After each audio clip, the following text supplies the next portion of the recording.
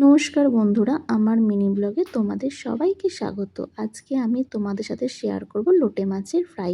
এখানে আমি কিছু লোটে মাছ নিয়ে নিয়েছি। প্রথমে নুন আর লেবু দিয়ে ভালো করে ম্যারিনেট করে রাখবো, যাতে মাছ থেকে এক্সট্রা জলটা বেরিয়ে যায়।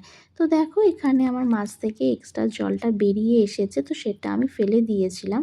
তারপর একটি পাত্রে পুদিনা পাতা, ধনে পাতা, পেঁয়াজ, আদা, রসুন দিয়ে একটা পেস্ট আমি এখানে তৈরি করে নেব। এটা আমি মিক্সিতেই করেছিলাম। তো এখানে আমার পেস্ট রেডি হয়ে গেছে।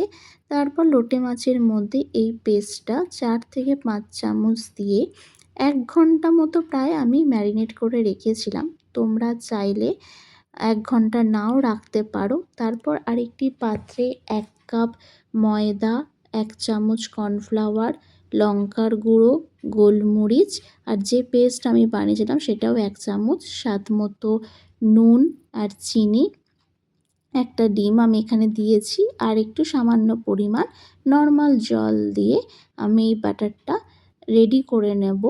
তো এখানে আমার ব্যাটারটা রেডি হয়ে গেছে। তো আমরা জানি যে লোটে মাছের ফ্রাই গরম ভাত দিয়ে বা সন্ধেবেলা স্ন্যাক্স হিসেবে বেশ ভালোই লাগে। তো তোমরাও বাড়িতে এটা ট্রাই করতে পারো আমার মতো। তারপর লোটে মাছগুলোকে আমি এক এক করে ফ্রাই করে নেব। তো এখানে আমার লোটে মাছের ফ্রাই বলতে গেলে প্রায় হয়েই এসেছে। আর দেখো কি সুন্দর মুচমুচে সুস্বাদু এটা হয়েছিল।